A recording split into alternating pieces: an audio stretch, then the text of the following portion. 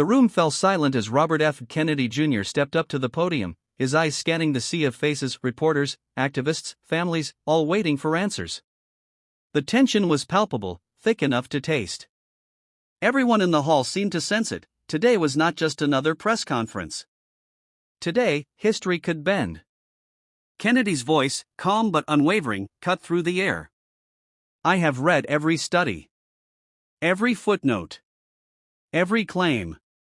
And today, I'm going to show you what they don't want you to see. He lifted a thin, yellowed document from the podium. It was a footnote, one line in a 30-page report, easily ignored by anyone who wasn't paying attention. But in that one line lay decades of corporate secrecy, legal loopholes, and a tragedy that had touched thousands of families.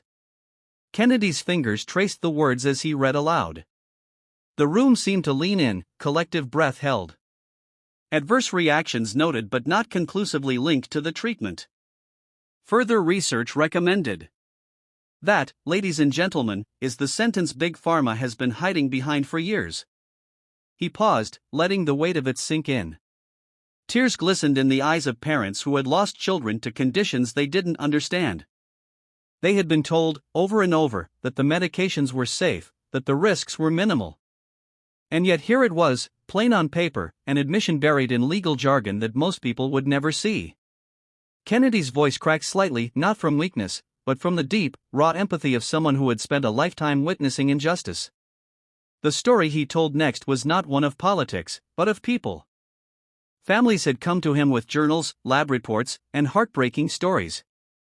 Children with sudden illnesses, young adults struggling with conditions that had no clear cause, all connected by a single, common thread: they had trusted the system, and the system had failed them. Kennedy shared their voices, their pain, and their anger, not to sensationalize, but to humanize the struggle. Each anecdote was a mirror reflecting the enormous stakes of this battle.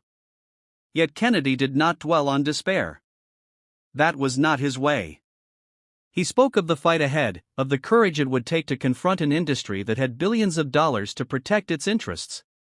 It's not just about the money, he said. It's about accountability. It's about honesty. It's about restoring trust in a system that was designed to protect us, not exploit us. His words were not just rhetoric, they were a call to action. The opposition came swiftly. Lawyers in dark suits and slick spokespersons accused him of fearmongering. Headlines called him reckless, a provocateur. Yet Kennedy remained steadfast. Each challenge became a teaching moment. When they demanded he produce scientific proof, he turned to the footnotes again, to the pages overlooked, to the internal memos and whistleblower statements that exposed the cracks in the system. With each revelation, the